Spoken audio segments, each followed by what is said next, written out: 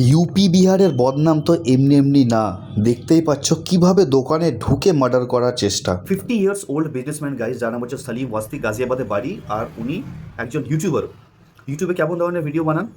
ইউটিউবে ভিডিও বানায় যে কোনো কালচার বা যে কোনো রিলিজনের যেগুলো ইল প্র্যাকটিসেস মানে ধরে নাও কি আগেকার সময় রাজারা পলিগামি ফলো করতো। পলিগামি কি? মাল্টিপল ম্যারেজেস, একসঙ্গে 50-60টা হচ্ছে কুইন থাকতো তাদের, তাই না?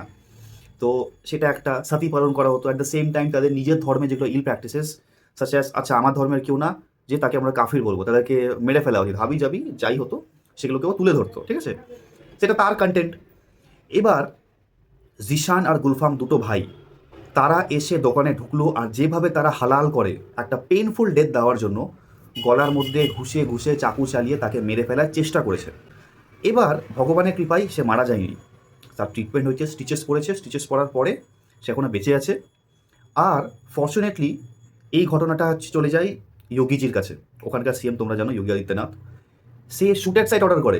ওই দুটো ভাই জিশান আর গুলফাম যারা এই অ্যাটেম্প টু মার্ডারটা করেছিল, তাদের একজনকে তো একদম স্পট ডেথ শুটের সাইট এনকাউন্টারে মারা যায়, আর একটা ভাই হসপিটাল ছিল অ্যাডমিট, সেও আলটিমেটলি মারা যায়। সো সেটাই হচ্ছে কথা, যে ফ্রিডম অফ স্পিচ আমাদের সবার আছে। তোমার আমার কন্টেন্ট পছন্দ ছিল, তুমি দেখবে না, but nobody has given you the right যে তুমি ওপেনলি একদম দোকানে ঢুকে একদম বীজ বাজারে হচ্ছে মানুষটাকে মেরে ফেলো। Nobody has given you the right. এটাতে আর একটা অসুবিধা কী বলো তো? ওই যে বলে না, করে কই আর ভাড়ে কই। এপিজে আব্দুল কালাম যে ভালো কাজ করেছে তো সবার নাম উজ্জ্বল হয়েছে। রবীন্দ্রনাথ ট্যাগোর ভালো কাজ করেছে, স্বামী বিবেকানন্দ ভালো কাজ করেছে, সবার নাম উজ্জ্বল হয়েছে সেই শ্রেণীর বা সেই রিলিজিয়ন বা সেই কালচারের।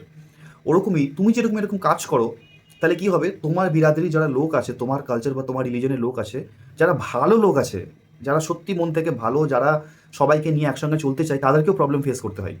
তোমরা নিশ্চয়ই শুনেছো, ওয়েস্ট বেঙ্গলে, কলকাতাতে, ইভেন এখন ব্যাঙ্গালোর এই দেশ জুড়ে যা যুদ্ধ চলছে, কোনো মহাম্যাডামকে কেউ ভাড়া দিতে চাইছে না। এবার বলো, যে এই বাচ্চা কাচ্চারা পড়তে যাচ্ছে, ঠিক আছে, ভালো ফ্যামিলি থেকে এসছে, এডুকেটেড প্যারেন্টস যারা পড়তে যাচ্ছে, তাদেরকে একটা রুম রেন্ট পাচ্ছে, তাদের কত বড় কষ্ট হচ্ছে, তাই না? তো এটার দায়টা কে?